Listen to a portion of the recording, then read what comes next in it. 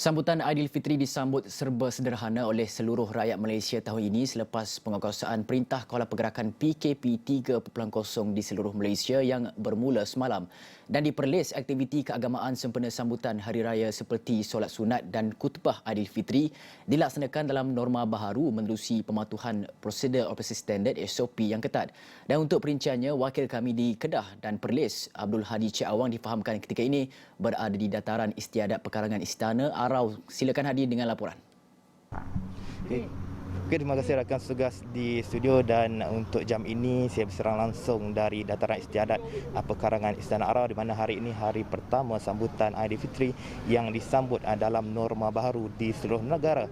Dan sebentar tadi, kira-kira 1 jam lalu, selesai solat sunat Aidilfitri serta bacaan khutbah yang disempurnakan oleh Mufti Negeri Perlis Datuk Dr. Muhammad Asri Zainal Abidin ataupun Dr. Maza, dan untuk bercakap mengenai pelaksanaan solat sunat dan juga khutbah sebentar tadi, kita bersama secara langsung Dr. Maza ketika ini. Dan Doktor, jika kita boleh ceritakan serba sedikit tentang pelaksanaan solat sunat Aidilfitri dan khutbah sebentar tadi, Doktor.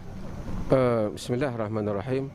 Kita solat Aidilfitr di tempat lapang sesuai dengan sunnah Nabi sallallahu alaihi wasallam yang diriwayatkan oleh banyak riwayat, termasuk Abu Sa'id Al-Khudri, Al-Bukhari dan Muslim menyatakan kerana Nabi sallallahu alaihi wasallam yakhruju yaumal fitr wal adha ila al-musalla. Nabi keluar sembahyang hari raya fitr dan adha di tempat lapang.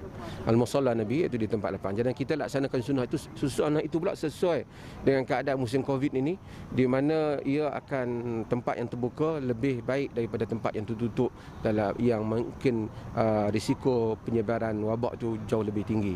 Dengan itu maka alhamdulillah hari ini di seluruh negeri Perlis, bukan saja di dataran istiadat Istana Arau ini saja, tetapi juga di seluruh negeri Perlis kita melaksanakannya dengan SOP yang ketat, iaitu setiap orang bawa sejadah sendiri, wuduk di rumah, jangan bersentuhan antara satu sama lain, tidak ada bersalaman, tidak ada tempat letak kasut ataupun slipper di satu sudut yang menyebabkan orang akan berkumpul. Semua bawa slipper dan kasut masing-masing.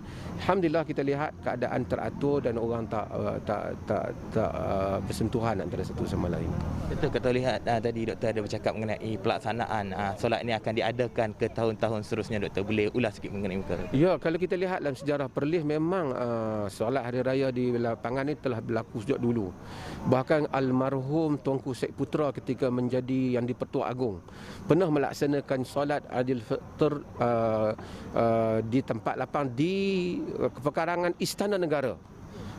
Dan itu menunjukkan bagaimana Perlis memang menjadi amalannya. Dan kalau sesiapa orang tua-tua di Perlis ni, mereka tahu tahun 70-an, 60-an, 70-an, 80-an, 90-an memang sembahyang di tempat lapang. Kerana kebelakangan ini, kerana hujan dan seumpamanya, kita terpaksa masuk ke dalam masjid.